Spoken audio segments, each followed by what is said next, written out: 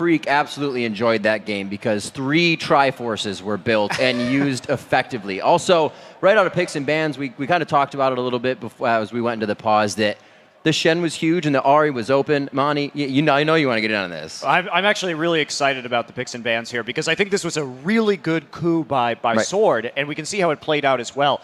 Basically, Sword had the superior 5v5 as well as the superior split push. You got to say they baited that Shen right now because even if Shen and Jax had gone even in that lane, Jax would have come in. Now, what this did was it made SK Telecom's composition very one-dimensional. They needed picks.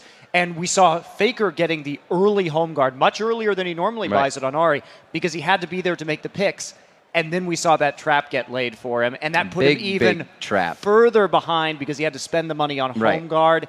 And they really just read SK Telecom beautifully here, and a great comp coming out of Sword. Before we jump into like those fights, I definitely want to get the early game. Crepo, lead us through what happened in that early portion of the game. Yeah, what actually really impressed me is how SKT1 controls the pace. Basically, Leona and Corki got to bot lane first, so they should have a huge advantage. That's actually, I wasn't as impressed by Kane's Leona in the small skirmishes. He played his teamfights really well, but their lane handling wasn't the best. That allowed SKT1 to get back into bot lane. They later transitioned that into a little advantage, allowed Bengi to get a Drake off that. Bengi got stronger, counter-gang bot lane again. So this is this is the flow and the pace of the game that SKT controls so well, up until a point that we'll cover later, where actually Sword comes back in a really good team fight. So their fights were better, but individual small skirmishes, especially bot lane, it seems that Piglet was doing a really good job of getting back into the game. Yeah, and people would probably wonder, like, why did SKT get all those dragons? The first 2, actually. And big reason for that is that Watch camped top lane and killed Impact and actually took Impact's tower.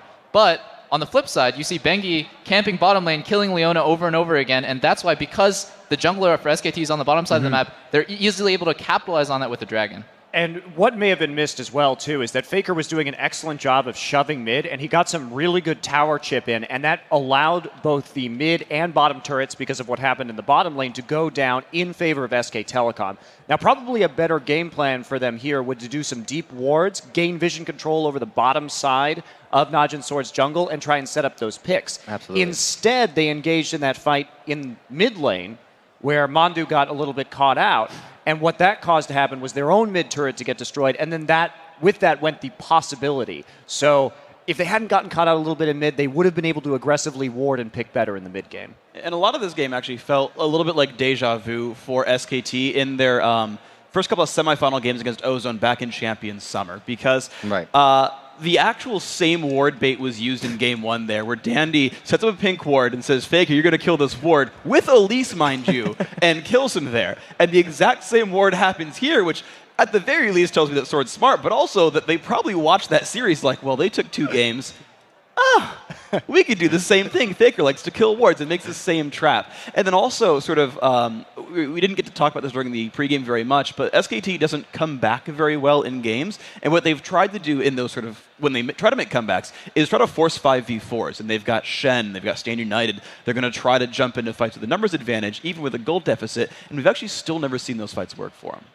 Yeah, and Faker was never able to actually get back in the game because there's nobody on Sword to pick. There's Elise and Jax who have ways to like make themselves invulnerable. Gragas and Corki are extremely safe, and normally he feeds off supports. There's a Leona on the enemy team. She's so dangerous, and she's actually so hard to kill that Faker, after he made a misstep twice, overextending and dying in teamfights, he was never able to get back into the game. And actually, let's pull that replay up on your screen right now. We'll kind of see where NaJin Sword took these advantages, how they kept themselves up top, and really just got the best of SKT in each one of these fights. As we pull this up on your screen, Crepo, take it away. Yeah, this basically what happens is Mandu will get caught here, which actually is a recurring phenomenon during the game. So that's where Sword does a good job. Then SKT tries to counter, gets really aggressive. We can roll the clip already and see what happens.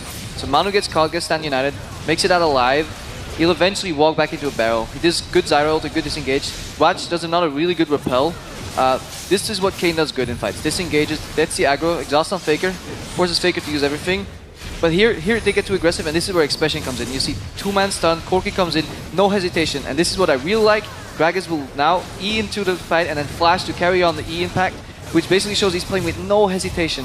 Ezreal barely manages to kill him afterwards, but it just shows that how well Sword plays with no hesitation, good synergy. We saw at least I think 3 of them E flashes from Gragas. Right, yeah, Nagne playing so much better than his previous match. Yeah, and you look at what happened in that fight as well, is both Expression and Prey were not in the fight for the very beginning. So there were only 3 members of Sword there, and they had to run across the map. And, you know, the early pick happened, nice pick and whatnot, and then the rest of Sword backed off, despite the numbers advantage for SKT, right? Chenault comes in, numbers advantage, and Sword backs off till the reinforcements arrive. And then these guys re-engage with once more the numbers lead here. And that kind of team fight dictating was really good. And I wanted to talk about Expression a lot, because Triforce. His Jax was banned all 3 games against Gambit, and I guess they know why now. Right, and we had the pause at the beginning of the game, and I'm like, guys, Sword planned this pick and ban. We saw SKT first pick Shen against Gambit Bears, and they're like, you didn't ban Jax. Please first pick Shen. I dare you to first pick Shen so that Expression could have a field day. And he managed to build a CS lead over a global teleport. Mind you, Expression ran Ignite. He has to walk back and forth across the map, still managed to take down minions, still managed to get into fights. And end of the game, 8-2-4. Expression did amazing that game. And this comes back into the story we've been telling about NaJin Sword. This is a fantastic patch for this team. Prey has always been one of the strongest Trinity Force AD carries in Korea, and of course, Expression really known for his ability to carry out of that top lane. So it's all coming together now. They look like they've shaken some of the rust off, and I am so excited for the rest of the games in this series.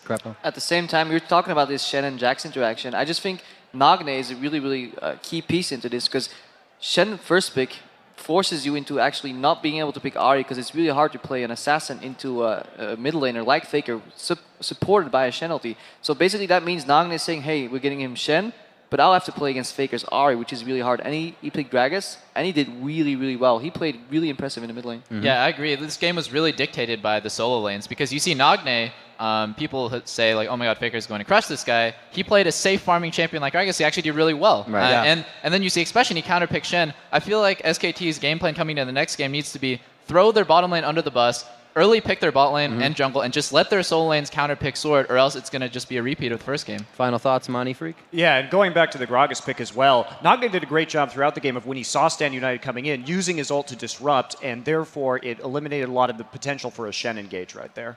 I just want to really point out that the way they siege as well, Barrel at one side forces them to group out at another side, and then Expression can go in, pop his E, AoE stun, really good siege power, and Sword played that really well.